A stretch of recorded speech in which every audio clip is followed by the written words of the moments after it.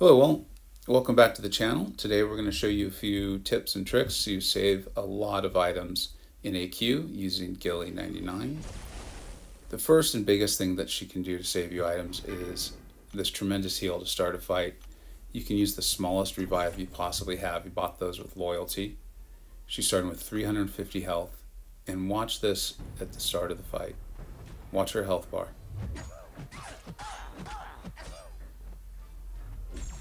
To 43%. That's tremendous. I use this all the time. Of course, we don't want to die. We don't want our champions dying. We prefer that not happen at all. But if you're like me, it happens quite a bit. And I'm in the AQ1 Alliance, lucky enough to be there. And so they need me to finish my path and not item out. That's a big deal.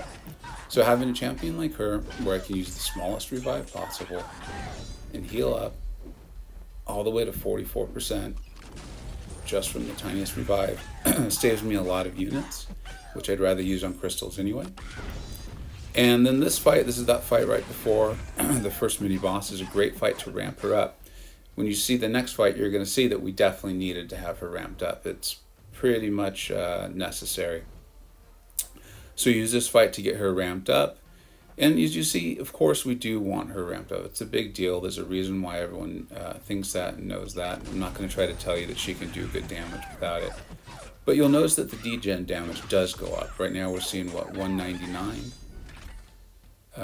So let's see how that increases over the course of the fight. And we know that that increases based on her hit combo. You can see right there how I end up needing to use this revive system. That happens, we all make mistakes. And so this is going to be a series of baiting the Duck's SP1 over and over. He's got that unblockable right now, so it's a little more tricky. And we're running explosive personality, so there's only so much hitting his block I wanted to, trying to save those as much as I can. And this fight will be over pretty soon. In case you don't know this, you want to end that fight with an SP3 to allow me to start the next one charged up with her combo meter at 100. So that's what charged up means. And at that point, she starts doing energy damage, and you'll see that really take off in the next fight. So we're getting pretty close here. I think there's going to be one more SP1 a day, maybe two. But things are going smoothly. And he's about to go down. Now look, we're starting at 14% health, which means we're going to get another big heal at the start of the next fight. There's been no fights in between. This is a thing with empowered immunity and stun immunity, which will come into play later. And then remember the explosive personality. She's at 14% health. I'm going to use one of her Digisouls just to kind of get a little peek, a little insight into how that stability function works, which is her heal. That's a lifesteal, really. It's not a heal, it's a lifesteal. We'll see that on some hits. It's not a lot, but it does help. So here we go. She's at 14%, used one Digisoul, and I think she's going to get up to about 33%, 36%. Again, item saver. That's a health pot, didn't need to use. Now, we can only hit into this thing's block a few times because of that explosive personality. If we hit it 5 times, we're going to take that damage. So it can get a little tricky. We're going to utilize those rock stacks, get them at 15, bait the specials. And you're going to see a couple times we end up needing to block a hit and to get him some power, to get him back above a bar of power. It's a nice little trick. I think most of us know that, but there might be some of us who don't. And you can see the degen that she's doing and the energy damage after each hit. Look at those red numbers. That's big. That's big numbers. This is day 5, and this thing is already pretty close to dead, and we're only a minute into the fight. I've been playing very conservatively, and he's going to go down here in just a little bit. I think we're going to bait another SP1, get him to throw it.